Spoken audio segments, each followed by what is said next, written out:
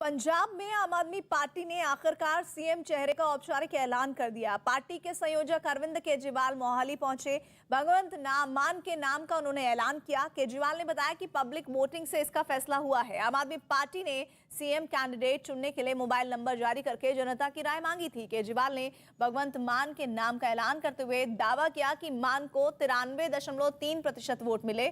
साथ ही उन्होंने ये भी दावा किया कि आम आदमी पार्टी के सर्वे में सिद्धू को भी 3.6% वोट मिले। प्रेस कॉन्फ्रेंस में केजरीवाल ने दूसरी पार्टियों पर निशाना भी साधा। वो बोले कि दूसरी पार्टियां अपने बेटे, बहू या घर के आदमी को सीएम फेस बना देती थी, लेकिन आम आदमी पार्टी ने ऐसा नहीं किया। 3.3% लोगों ने सरदार भगवंत मान का नाम लिया।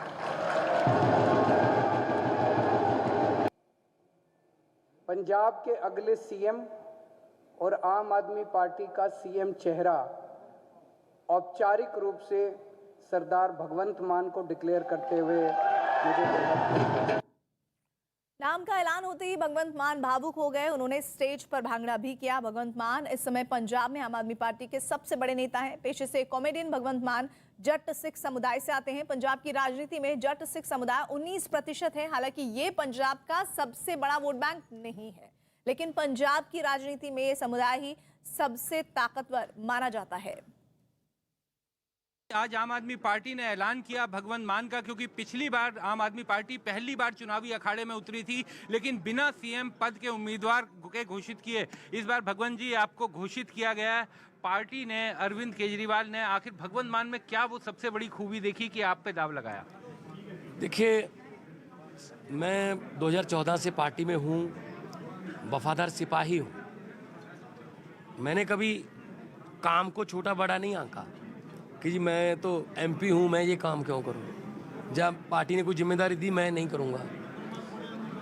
मैं दीवारों पर पोस्टर चिपकाने से लेकर हर काम पार्टी के लिए कर सकता हूँ। अभी भी पार्टी ने पिछली बार कहा जलालाबाद से चुनाव लड़ना है, लेकिन रैलियाँ पूरे पंजाब में करनी है। मैंने चुनाव भी लड़ा, 60,000 वोट मुझे जलालाबाद के लोगों ने दिए। अगर वो कांग्रेस और अकाली दल मिलके आपस में ना चुनाव लड़ते तो सुखबीर बादल हार गया था। रैलियां भी 300 से ज़्यादा की।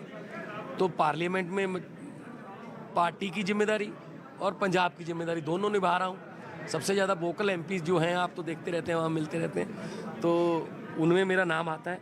तो शायद ये चीज़ पीएसी ने, अरविंद जी ने सोची, तो उसके बाद लोगों ने जो विश्वास जताया, 21 लाख से ज़्यादा लोगों ने वोटिंग किया, तो मेरा हौसला डबल हो गया है, लेकिन जिम्मेदारी भी डबल हो गई है। लेकिन आज आप भावुक भी बहुत नजर आ रहे थे जब वो फैसला अरविंद केजरीवाल जी मंच पर घोषणा कर रहे थे। आप बहुत भावुक थे उस समय, बहुत बड़ी जिम्मेदारी मिली है पार्टी की तरफ से। आम घरों से उठ के आए हैं, इसलिए सोचा नहीं था कि यहाँ तक पहुँच जाएंगे।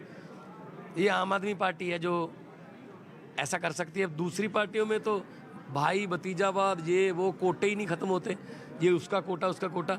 मैं आज ये कह सकता हूँ आपके चैनल के जरिए कि मैं किसी कोटे से नहीं हूँ। मैं पंजाब 3.25 करोड़ पंजाबियों के कोटे से हूँ, लोगों के कोटे से मुझे इस पद की जिम्मेदारी मिली है और निभाऊंगा। और जीतना है और उसके बाद काम करना है। जो वादे किए हैं लोगों के साथ वो पूरे करने हैं।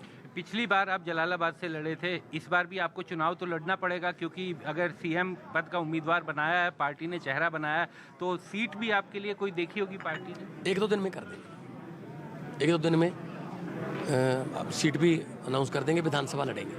भगवंत जी, आपके जो विरोधी हैं वो आप पर आरोप लगाते हैं कई तरह के। जो सबसे बड़ा आरोप वो आप पर बार बार लगाते हैं, हम संसद में भी देखते हैं, लगातार वो कहते हैं कि उनके साथ शराब की दिक्कत है। तो ये आरोप उन्होंने आज जब आपकी घोषणा की है तो और ज़्यादा आरोप लगाना उन्होंने शुरू किया।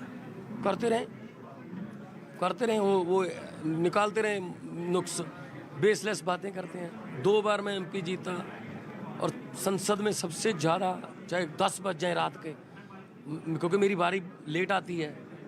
ये अकेला हूँ, किसी भी डिबेट में मुझे आखिरी सेकंड लास्ट या लास्ट ही होता हूँ, मैं बोल के जाता हूँ। एक दिन भी मैंने ऐसा नहीं किया कि मेरी कोई ऐसी कोई पर्सनल प्रॉब्लम की वजह से कोई मैंने दिन मिस कर दिया हो, या कोई विदेशों में बच्चों को बचा के लाना, उनकी कई बार लाशें भी मंगाते हैं, आधी रात को एयरपोर्ट पे जाते हैं। करने दो इनको जो करना है, लेकिन हमने पंजाब ठीक करना है बस। किसको आप मुख्य मुकाबले में इस बार देख रहे हैं, क्योंकि एक तरफ कांग्रेस है, बीजेपी ने गठबंधन कर लिया है, कैप्टन साहब के साथ नई पार्टी बनी है, अकाली दल पुरानी पार्टी यहाँ पर है ही जो बसपा के साथ उनका गठबंधन है, किसके साथ आप अपना मुकाबला देख रहे हैं? हम तो गरीबी के साथ, महंगाई के साथ, बेरोजगारी के साथ और ब्रेन ड्रेन जो हो रहा है और स्कूल अच्छे करने, पंजाब पैदा भी करता है और सबसे महंगी भी यहीं पे है, तो माफिया राज के साथ और एग्रीकल्चर बहुत बड़ी दिक्कत है, फायदे का धंधा बनाना है। इन चुनौतियों को हम चुनौती मानते हैं। ये तो इनके बारे में तो लोगों को पता है कि कौन कितना वफादार है, ये तो मिलके चल रहे हैं। आम आदमी पार्टी के राघव चड्ढा के मुताबिक भगवंत मान की विधानसभा सीट का ऐलान कल किया जाएगा।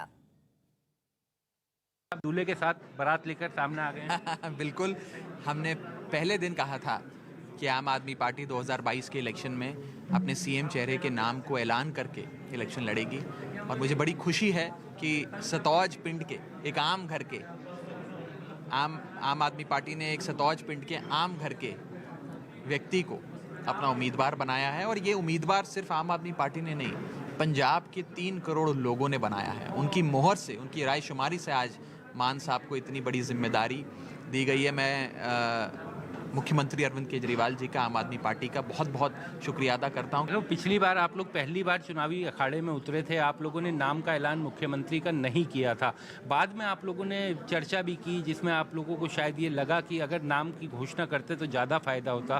क्या इस बार लग रहा है कि दाव ठीक जा रहा है, ठीक दिशा में आगे बढ़ रही है पार्टी? देखिए, बिल्कुल ठीक दिशा में आगे बढ़ रही है और हर बार इंसान चुनाव में कुछ सीखता है। इंसान तो गलतियों का पुतला है, हमसे भी कई गलतियां हुई होंगी, लेकिन धीरे धीरे इंसान सीखता है। और अब आपको बताते हैं कि आम आदमी पार्टी ने भगवंत मान के चेहरे पर पंजाब में क्यों दाव खेला है। इसकी वजह है मालवा का चुनावी गणित। पंजाब में कुल विधानसभा की 117 सीटें हैं, अकेले मालवा रीजन में ही विधानसभा की 69 सीटें हैं। सियासी जानकार तो यहां तक कहते हैं कि मालवा जीतने वाली पार्टी प्रदेश में सरकार बना लेती है। 2017 के चुनाव में कांग्रेस ने क्षेत्र में 40 सीटें जीती थी और आम आदमी पार्टी ने 2017 में मालवा क्षेत्र में 20 सीटें जीती थी, लेकिन मांझा और दोआब क्षेत्र में असर दिखाने में नाकाम रही थी। पिछले चुनाव में मालवा में मिली कामयाबी की वजह से अरविंद केजरीवाल की पार्टी मालवा में इस बार भी पूरा दम झोंक रही है। मालवा के अलावा मांझा और दोआब में भी अहम सीटें हैं जिसको लेकर ये गणित काम कर सकता है। मांझा में 25 विधानसभा सीटें और दोआब में 23 विधानसभा सीटें आती हैं।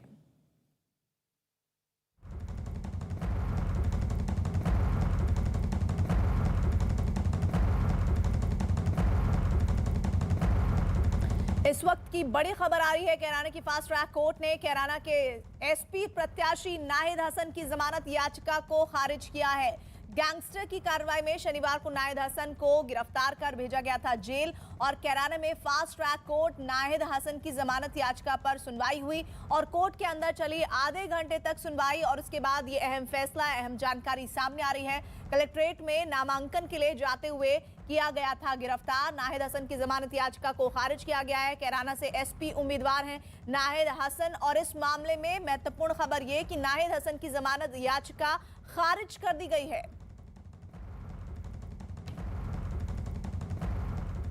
और इधर प्रियंका गांधी वर्चुअली संवाद कर रही हैं। लड़की हूं, लड़ सकती हूं कार्यक्रम के तहत संवाद उन्होंने किया। कहा, नकारात्मक बात करने से राजनीति मजबूत नहीं होती लेकिन देश कमजोर होता है। उम्मीद करती हूं आने वाले चुनावों में सकारात्मक बातें होंगी। युवा क्या चाहता है? अपने भविष्य को बनाना चाहता है, सक्षम होना चाहता है, अपने पैरों पे खड़ा होना चाहता है, शिक्षा की सुविधाएं चाहता है। तो इन सब चीज़ों से देश मजबूत होता है। नकारात्मक बातें करने से राजनीति मजबूत होती है लेकिन देश कमज़ोर होता है। तो इसलिए मैं चाहती हूँ और हमारा पूरा प्रयास है कि हम एक सकारात्मक राजनीति करें जिसमें देश के भविष्य की बात हो, विकास की बात हो, नौजवानों के लिए बात हो, महिलाओं के लिए बात हो, जिन जिन पर अत्याचार हो रहा है उनको खड़ा करने वाली बातें हों।